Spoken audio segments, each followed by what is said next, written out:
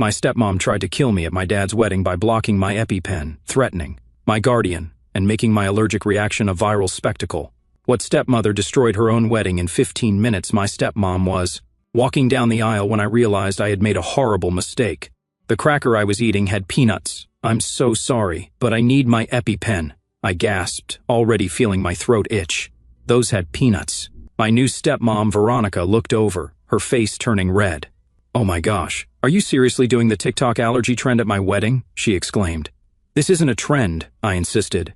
My tongue was already thickening. Give me your phone, she demanded, her extension swinging as she marched over. I'm not faking, I protested, but she grabbed my phone from the table. Marco, she called to her brother. Collect all the kids' phones. We're not having this go viral as bride ruins teen's prank. My chest started burning from the inside. I had 8 minutes before I couldn't breathe. The number burned into my brain from the hospital. Dad! I stumbled toward him. My EpiPen is in the car. He didn't even look at me. Addison, we discussed this. No drama, he said dismissively. I'm having an allergic reaction, I pleaded. The wedding guests started murmuring. Veronica's family glared at me like I was trash. Dad's side of the family hadn't even come. They'd all refused after meeting Veronica. Now I understood why. Her brother Marco was going table to table with a basket. Put your phones in, kids. Bride's orders, he instructed. My 13-year-old cousin Keith tried to sneak his phone under the table, but Marco grabbed his wrist. Nice try, kid, he said. That's when my bio sister Ellie ran straight at me. Veronica's sister grabbed her arm. Let your sister finish her performance, she sneered. She's not performing, Ellie screamed. Look at her face. My lips were swelling and my skin felt like fire ants were crawling under it. I tried to push past Veronica's sister, but she shoved me back hard. Please, I wheezed, my EpiPen. Veronica said loudly, your father told me about these stunts, how you faked being sick when he dated Patricia, how you pretended to faint when he proposed to me. Blood started dripping from my nose, my body's panic response. 5 minutes left. Ellie broke free and ran toward my purse on the gift table. Veronica's mother blocked her. Sit down, little girl, she ordered. She's dying, Ellie sobbed. That's when Keith's little sister started screaming at the top of her lungs. Help, help! Someone's dying, over and over. Other kids joined in. Help, help! Shut those brats up! Veronica shrieked. She's embarrassing this family, Veronica's mother said over the screaming, just like my dead mother did. My mother who died of anaphylaxis when I was 8. The irony burned worse than my throat. Veronica's daughter, Bethany, stood up. Mom, she's actually turning blue, she said. Not you too, Veronica snapped. I'm not letting her ruin this like she ruins everything. Bethany Marie, you defend me right now or you're grounded for the summer. 3 minutes left. Thump, thump, thump. My heart was racing so fast it hurt. This is it, my brain whispered. This is how Mom felt. Through my swollen eyes, I saw Ellie fighting against 3 adults to get to my purse. Keith had started accidentally knocking over flower arrangements, creating chaos. Oops! Control these children! Veronica shrieked. When no one was looking, I dragged myself across the floor toward the panic button in the kitchen. My lungs felt like paper bags, crumpling smaller with each breath. Look at her, Veronica cackled, crawling for attention. Someone film this so everyone can see what a liar she is. But then she saw where I was heading. She ran after me, heels clicking. You take one more step, she hissed. And I tell Ice about Carlos tonight. One phone call and your precious uncle is gone. I froze. Uncle Carlos had raised us after Mom died. He wasn't documented. 2 minutes left. My vision was tunneling, darkness creeping in from all sides. She grabbed my hair, yanking my head back. Blood from my nose dripped onto her white shoes. You know what your mother said when she was dying? Veronica whispered. Nothing, because she was weak. Pathetic, just like you. 1 minute left. Crack! I slammed my head against hers as hard as I could. Her scream was piercing.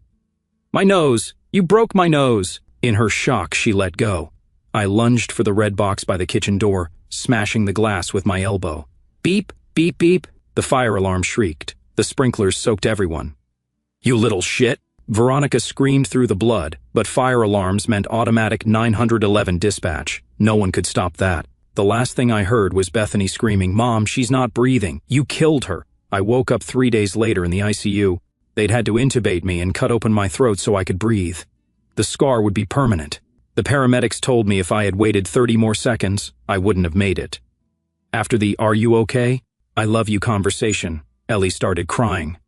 "Addison," she whispered, "they found out about Uncle Carlos." Veronica told them. When they arrested her, she told them everything. That's when I knew she had to go, by any means necessary. My hands grabbed the hospital bed rails so hard my knuckles went white. The machines next to me started beeping faster as my heart rate spiked. I tried to sit up, but the burning in my throat made me gasp and fall back against the pillows. The bandages on my neck felt wet, and I reached up to touch them, but the nurse rushed in and grabbed my wrist. She checked the monitors and adjusted something on my IV drip while telling me I'd been out for 3 days and the doctors had to cut my throat open to save my life. The tube they shoved down my throat left everything raw and swollen inside.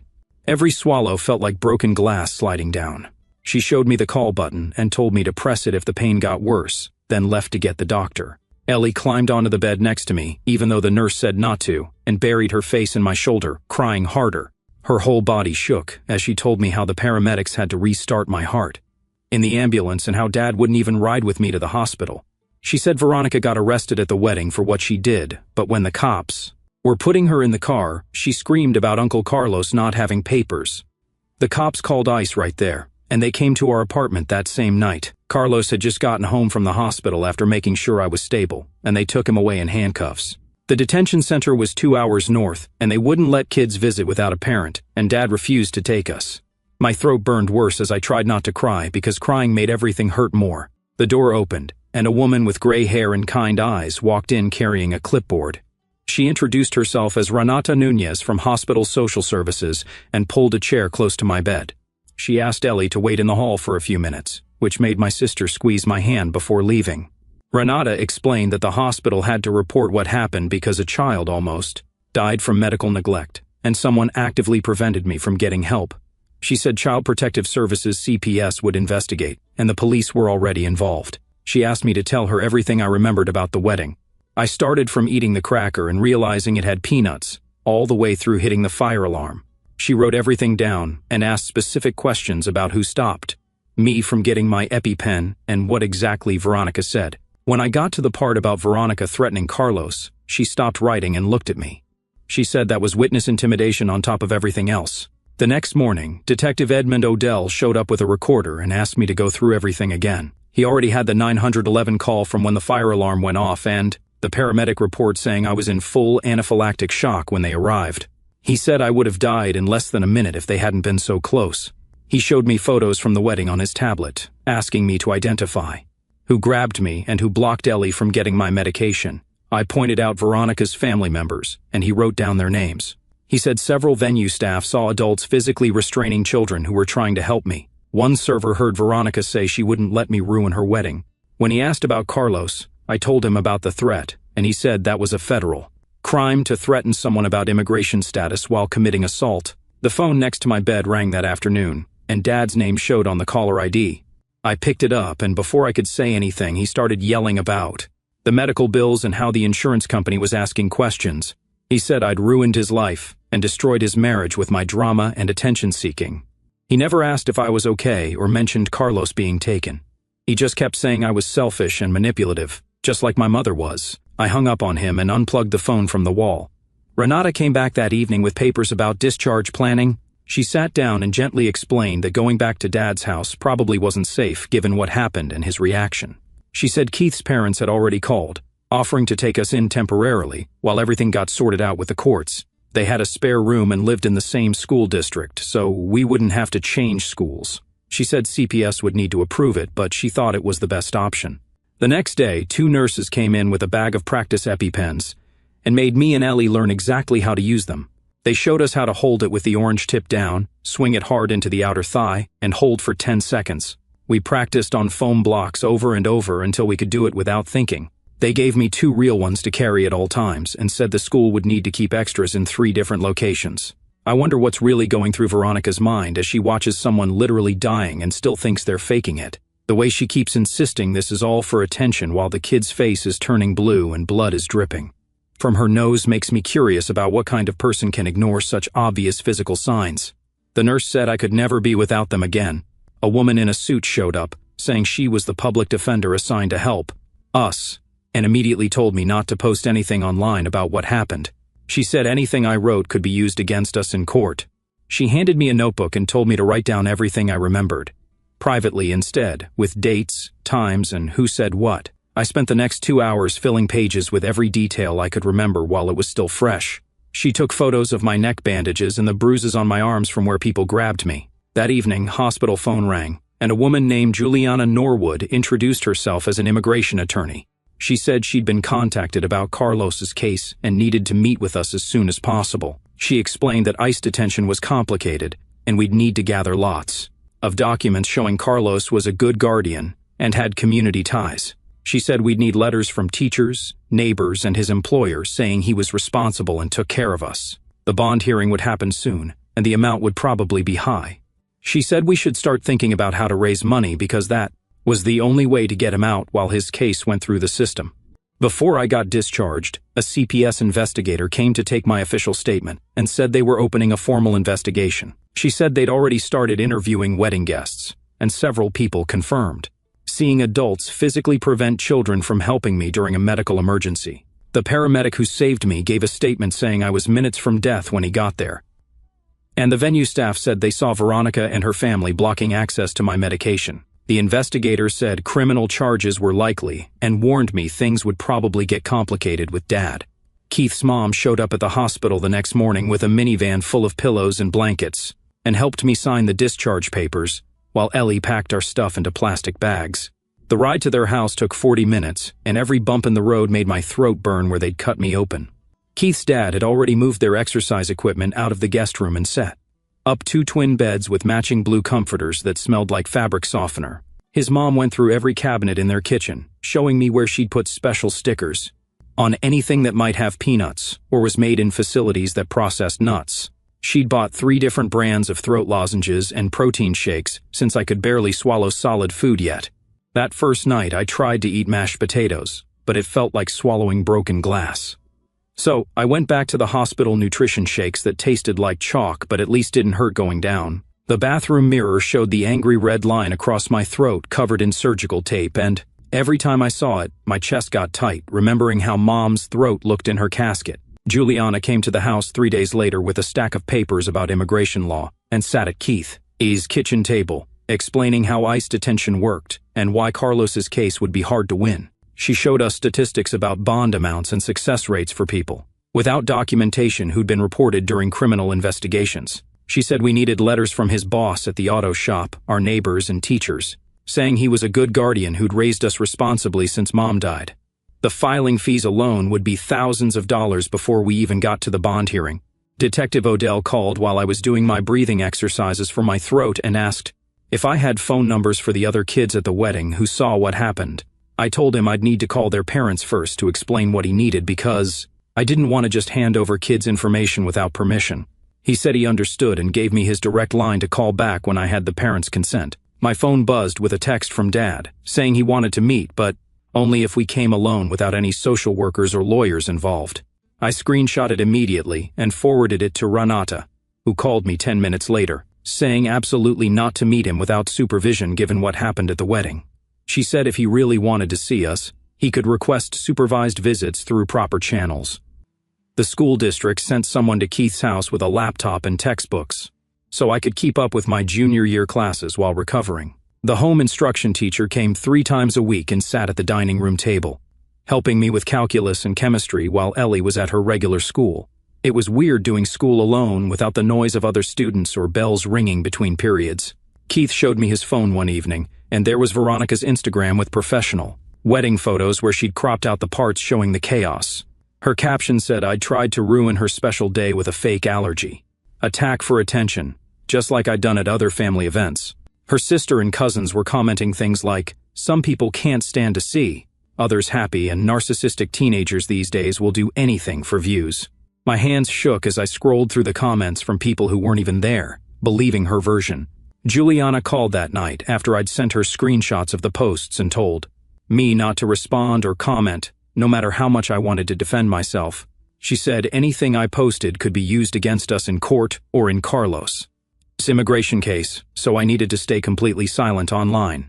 Instead, she had me write down names of everyone who knew Carlos was a good guardian so we could ask them for support letters. The school counselor set up a video call on Keith's mom's laptop to check how I was doing and started explaining something called a 504 plan for when I came back to school. She said they'd make sure I had a peanut-free table in the cafeteria and that every teacher would be trained on using EpiPens, with extras stored in the main office and gym. She asked about my anxiety levels and whether I was sleeping okay, which I wasn't. But I said I was fine because I didn't want more adults worried about me. 2 weeks after leaving the hospital, my phone lit up with another text from Dad, saying if we didn't stop spreading lies about what happened, he'd cut off all contact with us permanently. He said we were destroying his life and his marriage with our attention-seeking behavior, and that Mom would be ashamed of how we turned out. Reading those words felt like getting punched in the stomach because Mom would never have let someone hurt us the way Veronica did.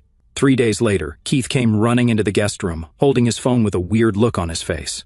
He showed me the screen where his little sister had accidentally recorded part of the wedding chaos when she was trying to text their mom for help.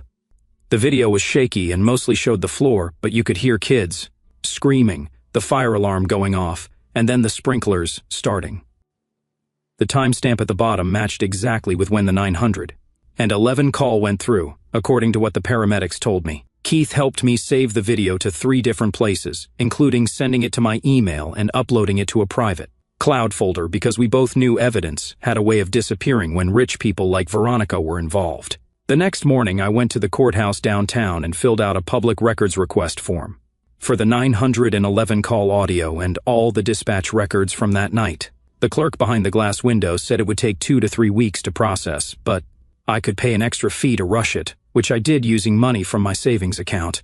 Having real documentation from official sources felt like building a wall, brick by brick, between Veronica's lies and what actually happened.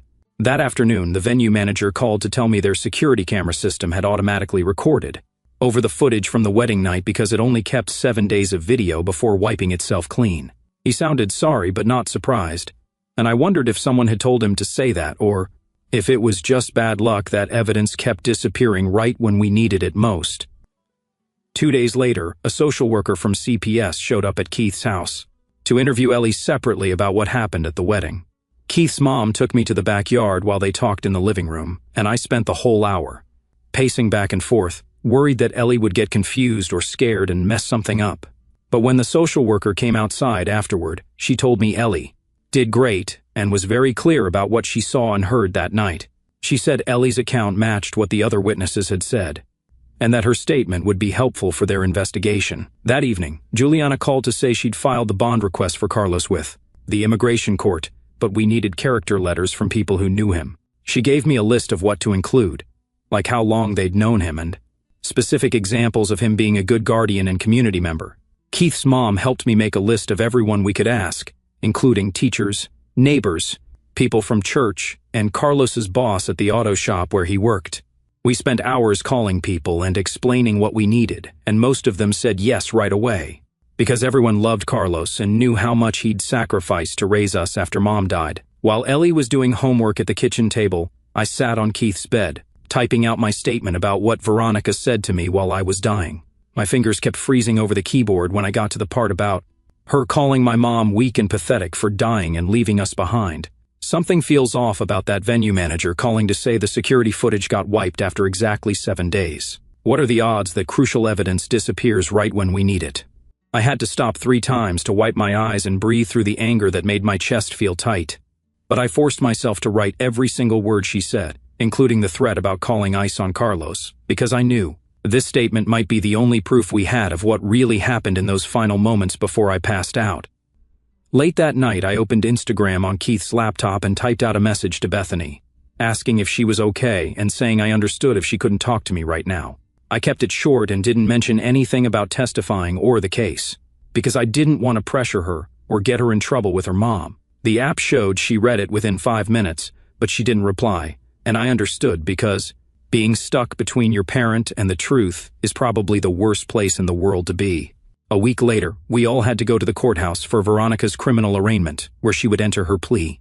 The prosecutor had warned me she would probably plead not guilty and get released on bail, but hearing her say those words out loud while standing there in her designer suit made my stomach turn. The judge set conditions, including no contact with me or Ellie, and staying at least 500 feet away from us at all times. But watching her walk out of the courtroom with her lawyer, Felt like watching a snake slither back into tall grass. Dad was there too, sitting on Veronica's side of the courtroom. When we walked past him in the hallway, he turned his whole body away from us, like we were strangers. Ellie reached for his arm, but he pulled away and walked faster to catch up with Veronica's family, who were all glaring at us like we'd ruined their lives. The rejection hurt worse than I expected, even though Renata had warned us he might act this way. Detective Odell caught up with us in the parking lot and asked if he could get permission to pull my phone records from the night of the wedding to verify the timeline. He had a consent form ready, and I signed it right there on the hood of his car, because I had nothing to hide and everything to gain from showing the truth. He said the records would show if I'd tried to call for help or text anyone about my allergic reaction, which would prove I wasn't faking it for attention. As Veronica claimed 3 days after the arraignment, Renata called to tell me that CPS had done their home visit to Dad and Veronica's house. She read parts of the report over the phone while I sat at Keith's kitchen table, gripping my phone so hard my knuckles went white. The social worker wrote about how Dad kept looking at Veronica before answering any questions and how Veronica interrupted constantly to speak for him. They noted the way Veronica had removed all photos of me and Ellie from the living room and replaced them with pictures from the wedding. The report used words like controlling dynamics and concerning power, imbalance, which made me feel less crazy about everything that happened. That night, around 11, when everyone was asleep, my phone buzzed with a message from Bethany on Instagram. I clicked on it, expecting text, but found a voice message file attached with just 3 words typed underneath. "I'm so sorry." My hands shook as I put in my earbuds and pressed play on the recording. Bethany's voice came through first, whispering that she was recording this secretly. Then I heard Veronica in the background, talking to someone on the phone. She was laughing about how she'd threatened to call ICE on Carlos while I was dying, and how smart she was to use that against me. The recording was only 43 seconds long, but it had everything, including Veronica saying my name and Carlos's name clearly. I played it 5 times, each time feeling my heart pound harder as I realized this was actual proof of what she'd done. My first instinct was to post it everywhere online and tag every news outlet I could think of. I opened Twitter and started typing a post, but then remembered what the public defender had said about not posting anything that could hurt the case. I called Juliana, even though it was almost midnight, and she answered on the second ring, sounding tired but alert. She told me to send the recording to Detective Odell immediately, and not to post it anywhere or share it with anyone else. I forwarded the file to Odell's email with a short message explaining what it was and when Bethany had sent it to me. The next morning, I got a text from him saying he'd received it and would add it to the evidence file. 2 weeks passed before the school counselor called to schedule a meeting about my return to classes. She explained that word had spread about what happened at the wedding, and some parents were asking questions about safety protocols. She showed me anonymous comments from the school's parent Facebook group, where people were calling me dramatic and attention-seeking, just like Veronica had. We spent an hour planning strategies for dealing with rumors, and she gave me scripts for responding to questions from classmates. She also arranged for me to enter and exit through the office instead of the main doors to avoid crowds. The same week, Juliana called with news that Carlos's ICE bond hearing had been scheduled for the following month. She explained that the judge would probably set the bond really high, maybe $50,000 or more, because that's what they always did. She said we should start thinking about fundraising in the community and maybe setting up a GoFundMe page. I spent that entire weekend going door to door, collecting support letters for Carlos from everyone who knew him. His boss at the construction company wrote about how Carlos never missed a day of work in 8 years and always sent money home to his sick mother. Our neighbor, Mrs. Tu, wrote about how Carlos fixed her fence for free when her husband was in the hospital. My English teacher wrote about how Carlos came to every parent-teacher conference and always asked detailed questions about our education. The pastor at our church wrote about Carlos volunteering for the food bank every Saturday morning without fail. The school counselor wrote a factual letter describing how Carlos had attended every IEP meeting for Ellie's learning disability and advocated for her needs. By Sunday night, I had 23 letters in a folder that I gave to Juliana at her office Monday morning. The cease and desist letter from Veronica's lawyer arrived by certified mail on Tuesday while I was doing homework at the kitchen table. Keith's mom had to sign for it, and she handed it to me with worried eyes, asking if everything was okay.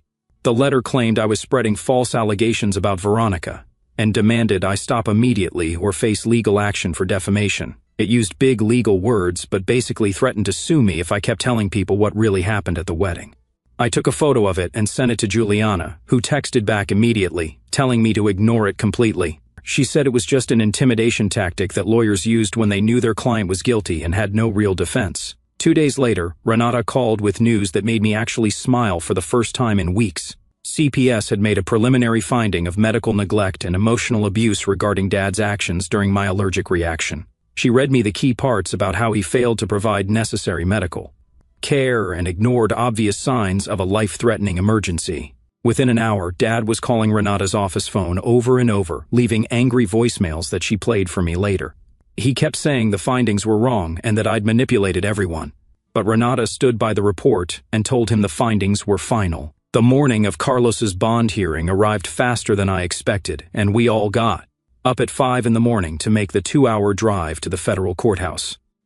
The courtroom was cold and scary, with armed guards everywhere, and a judge who barely looked at us the whole time.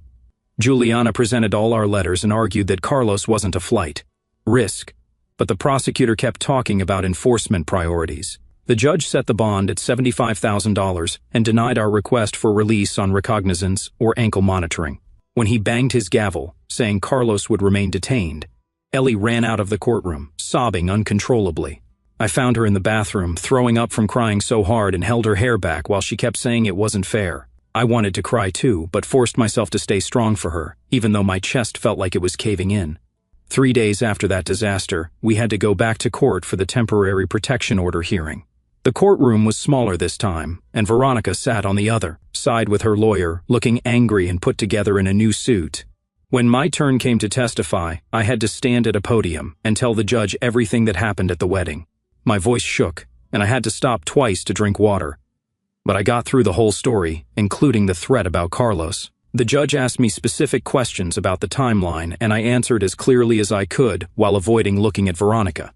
When I finished, the judge granted the protection order for 6 months and specifically warned Veronica about witness tampering. She had to stay at least 500 feet away from me and Ellie and couldn't contact us in any way, including through other people. The next morning, my phone buzzed with a text from a number I didn't recognize. It said, "Addison, honey, we need to talk about this misunderstanding. Please call me back, Dad." I stared at it for maybe 10 seconds before taking a screenshot and forwarding it straight to Detective Odell with a note about the protection order violation.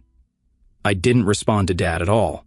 Odell texted back within 5 minutes, saying he'd handle it and to keep documenting everything. Bethany sending that recording makes me wonder what finally pushed her to take such a risky step against her own mother. That must have taken real courage, knowing what she'd face at home. 2 weeks passed before I felt ready to try going back to school part-time. Keith's mom drove me there early Monday morning and walked me to the office to make sure all my paperwork was in order. The principal assured us they'd briefed all the staff about my medical needs and my new schedule. I only had to do mornings for now, with the option to stay longer if I felt okay. Everything went fine through first and second period, but when I walked into the cafeteria for break, the smell hit me like a wall. Peanut butter. Someone had a PB&J sandwich 3 tables away, and my body just reacted. My chest got tight, my hands started shaking, and I couldn't breathe right, even though I knew I hadn't eaten anything. The room started spinning, and I grabbed the nearest table to steady myself. But that made everyone turn and stare at me. The nurse came running when someone told her I was having trouble, and she helped me to her office, where I sat with my head between my knees, trying to slow my breathing. She kept telling me I was safe, and that it was just a panic attack, not an allergic reaction, but my body didn't believe her. It took 20 minutes before I could breathe normally again, and another 10 before I stopped shaking. The nurse called Keith's mom to pick me up early, and I felt so stupid and weak for not being able to handle a smell. The next day, we had the 504 plan meeting in the conference room, with the principal, the nurse, the district coordinator, and 2 teachers. They went through every detail of my allergy protocol and made sure everyone understood how to use an EpiPen. The nurse showed them the practice pen and made each person demonstrate they knew how to use it correctly. They designated a peanut-free table in the cafeteria and put up new signs about not sharing food. The coordinator said they'd send an email to all parents, reminding them about severe allergies and asking them to avoid peanut products when possible. Having all these safety measures in place made me feel less anxious about being at school, even though I still got nervous every time I walked past the cafeteria. That afternoon, Detective Odell called with good news. He'd gotten the audio file Bethany sent me, and their tech people verified it was authentic and unedited. The timestamp on the recording matched perfectly with the 911 dispatch logs from the wedding. He said the recording clearly captured Veronica threatening Carlos while I was having the allergic reaction, and that, combined with all the witness statements, made for a strong case. He sounded really confident, which gave me hope that Veronica would actually face consequences for what she did. 3 days later, Juliana drove me and Ellie to the ICE detention center to try visiting Carlos. We filled out all the paperwork and sent it in. But when we got to the front desk, the officer looked at his computer and shook his head. He said I wasn't on the approved visitor list yet, and the application was still being processed. I asked how long it would take, and he said it could be anywhere from 2 weeks to 2 months, depending on the backlog. He explained I needed to register online first, then wait for approval, and then schedule visits in advance. I felt so stupid for not knowing how the system worked and getting Ellie's hopes up about seeing Carlos. She cried the whole drive back, and I couldn't even comfort her properly because I was trying not to cry too. The next morning, Renata called with better news. CPS had approved our kinship placement with Keith's family for at least 6 months, with the possibility of extension if needed. She said they'd done the home study and background checks, and everything looked good. Keith's parents had already told us we could stay as long as we needed, but having it official made it real. When I told Ellie, she started crying again, but this time from relief. Keith's mom hugged us both and said we were family now and that she'd already started the paperwork to get us on their insurance. That night, my phone buzzed with a text from Bethany. She said her mom's lawyer had been asking her questions about the wedding, and she was scared. She wrote that she might testify if she got subpoenaed, but she was terrified of what her mom would do when she found out. I texted back that I understood completely and that she should do whatever kept her safe. I told her she'd already helped more than she knew by sending me that recording and that I didn't want her getting hurt because of me. She sent back a heart emoji and then nothing else. The school counselor scheduled my first therapy appointment for Thursday afternoon. I sat in her office for 5 minutes before I could even start talking. She asked me to tell her about the wedding, and I tried but kept having to stop and drink water. When she asked about my mom dying the same way, I completely broke down. I hadn't cried about mom in years, but sitting there, trying to explain how it felt to almost die exactly like she did, made everything come flooding back. The counselor just sat there and let me cry without trying to make me feel better or tell me it was okay. She said we'd take things slow and that there was no rush to talk about everything at once. It was harder than I expected to be that vulnerable with someone I just met. 2 days later, Graham Oates, the prosecutor on Veronica's case, filed a motion with the court about witness intimidation. He included the cease and desist letter from Veronica's lawyer and Dad's text, trying to contact me and asked the judge for stricter bail conditions. He wanted Veronica to have a curfew and to be prohibited from any contact with witnesses, even through third parties. He took the threat seriously, which made me feel less alone in this whole mess. Meanwhile, Juliana was working on a bond redetermination motion for Carlos. She'd gathered letters from 15 more people in the community, including our pastor, 3 of Carlos's co-workers, and his boss from the restaurant. She also had documentation showing he'd been in the country for 12 years and had never been arrested or even gotten a traffic ticket. She seemed cautiously optimistic that we could get the bond amount reduced to something we could actually afford. The next morning, Renata called with news about Dad and the CPS investigation. She explained that Dad would need to complete a service plan if he wanted to see Ellie again, and all visits would have to be supervised by a court-approved monitor at a special facility downtown. The plan included parenting classes, anger management sessions, and individual counseling to address why he'd let me almost die at his own wedding. Ellie listened on speakerphone, twisting Keith's mom's dish towel in her hands until her knuckles turned white. Renata said the supervision wasn't perfect, but at least someone would be watching to make sure nothing bad happened during visits. 3 days later, Graham Oates called to tell me the preliminary hearing was set for the following Thursday at 9 in the morning. He wanted to meet with me that afternoon to practice my testimony. So Keith's mom drove me to the courthouse, where we spent 2 hours in a small conference room going over every possible question. Graham made me describe the wedding over and over, asking the same questions different ways until I could answer without my voice shaking or tears starting. He showed me where I'd sit in the courtroom and explained how Veronica's lawyer might try to confuse me or make me look like a liar. We practiced breathing exercises for when I felt panic rising in my chest. He had me tell the story 15 times until the words came out steady and clear, even though my hands still shook under the table. That night, I sat at Keith's kitchen table, trying to write my victim impact statement on his mom's laptop. I typed out everything I wanted to say about Veronica, including detailed fantasies about her rotting in prison forever and losing everything she cared about.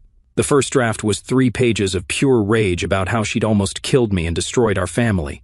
Keith's mom read it over my shoulder and gently suggested I might want to tone it down since the judge would see it.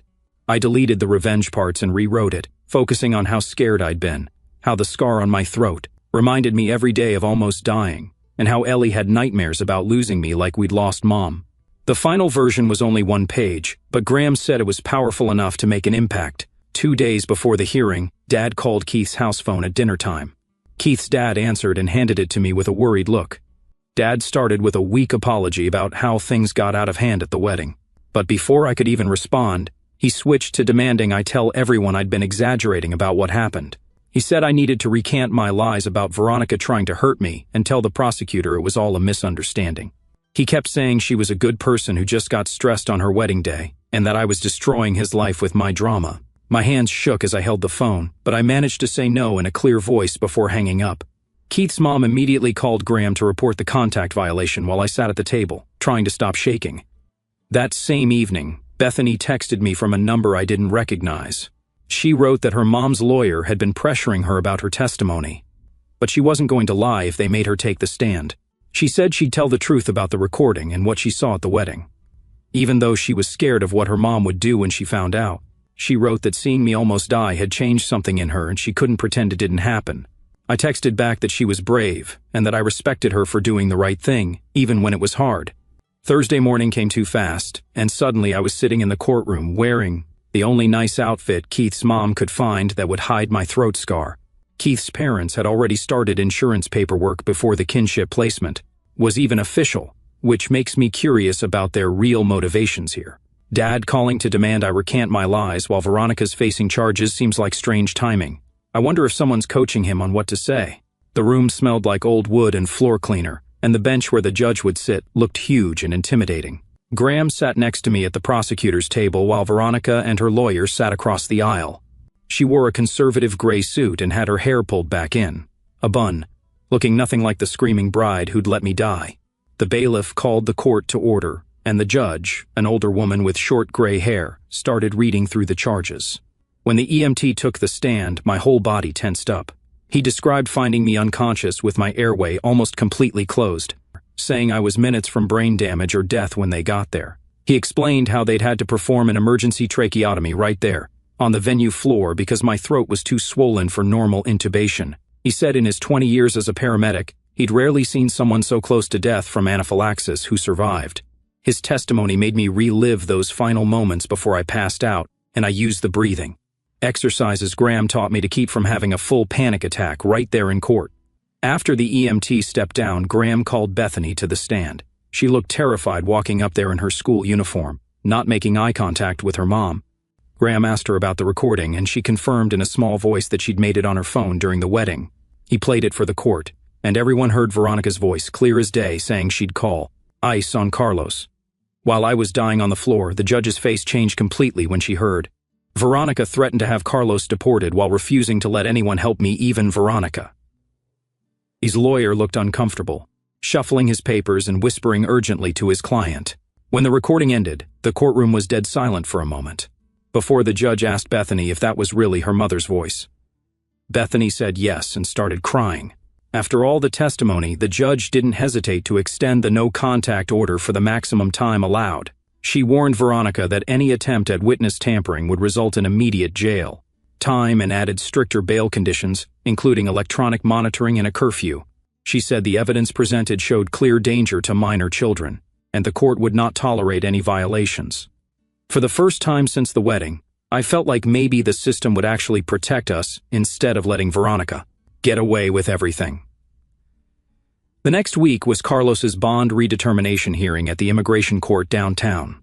Juliana had gathered 37 support letters from people in our community, plus documentation, showing Carlos had been here for 12 years without any arrests or problems. The judge reviewed everything while we sat in the gallery holding our breath.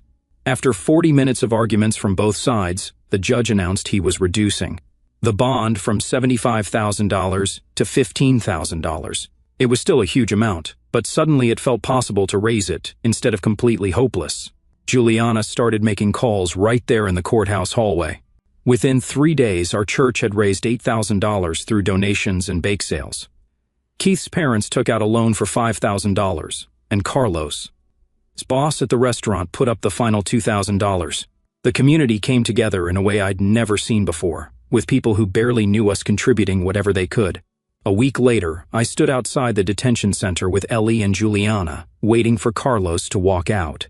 When the door finally opened, and he came through wearing an ankle monitor but smiling, Ellie ran straight into his arms, sobbing, while I stood there, trying not to completely break down in the parking lot.